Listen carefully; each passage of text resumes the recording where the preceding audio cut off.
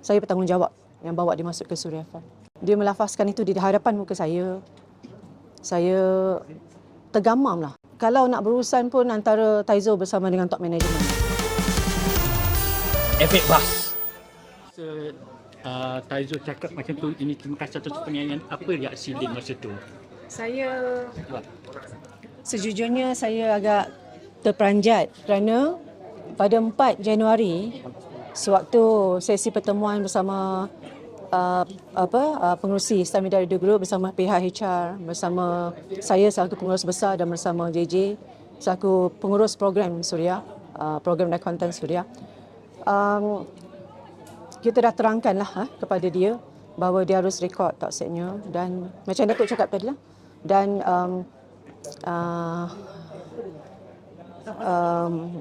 kita ada maklumkan, okey, kita harap dia dapat keluar dengan baik, dengan tidak memburukkan image stesen, seperti mana yang ada dilakukan oleh bekas penyampai kita sebelum ini yang keluar dari Suria.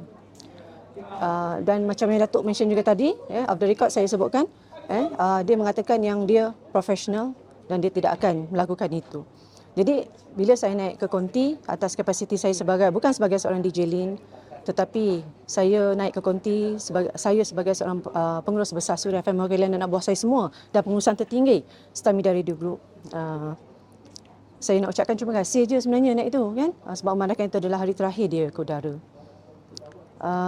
Jadi bila dia melafazkan itu di hadapan muka saya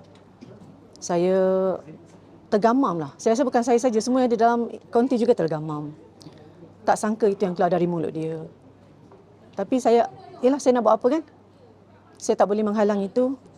Saya rasa macam agak sedih sebab macam mana nak kata entah, saya tak tahu apa masalah sebenarnya antara dia dan saya. Saya anggap dia sebagai adik yang saya kenal dari 2006, daripada Suria FM dulu dia ambil waktu zaman Ku Imran. Kami bekerjasama di Suria FM sampailah dia ditamatkan kontrak pada 2012 dan sayalah selepas saya diberi tanggungjawab menjadi pengurus program Suria FM pada 2016. Antara langkah pertama yang saya lakukan untuk memperbetulkan Suria FM itu adalah mempercantikkan dari segi line up.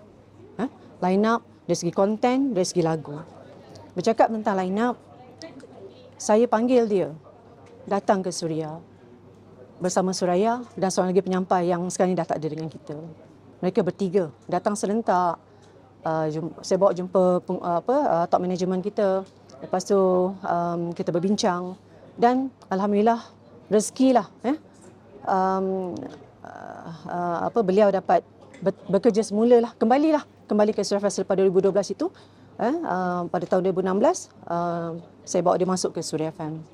Saya bertanggungjawab yang bawa dia masuk ke Suria FM. 2016. Atas 2016. Jadi saya sangat silaturahim itu memang terjalin selama ini pun, alhamdulillah. Jadi saya tak nampak di mana silapnya apa yang berlaku ini.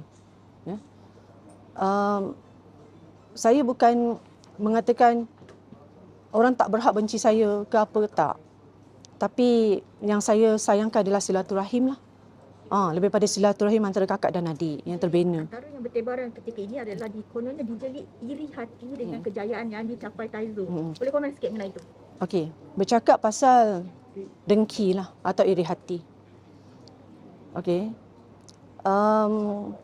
Saya rasa dengki itu tidak ada.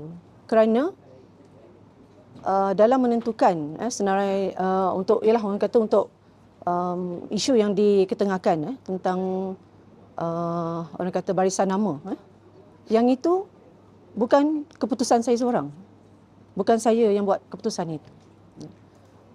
Okey, perbincangan dan yang penting persetujuan, approval itu datang daripada top management kita.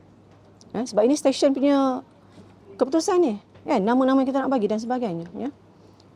Jadi saya disalahkan.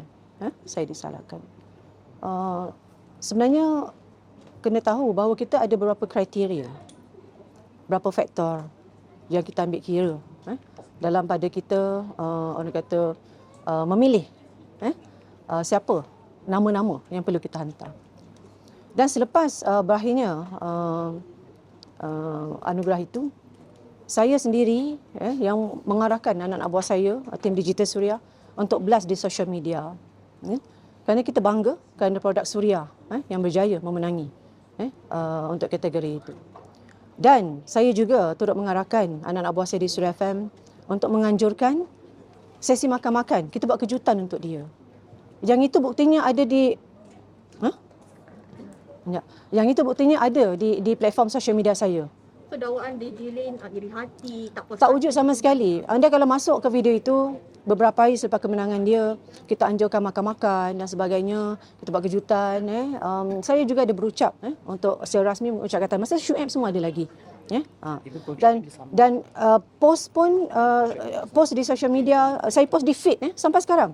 Di TikTok saya, Instagram saya, Facebook dan juga Twitter saya. Sampai sekarang netizen boleh masuk, boleh tengok. Dan caption saya pun anda boleh baca lah.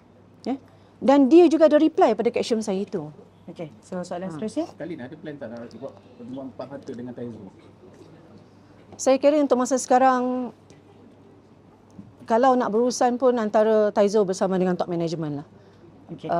Bukan dengan DJ Lin. Okey, so itu saja. Nanti harapnya lepas ni semua statement datang daripada tadi dah cukup lah untuk menjawab semua persoalan. Okey, so jom kita terus ke makan-makan, minum petang. Jom kita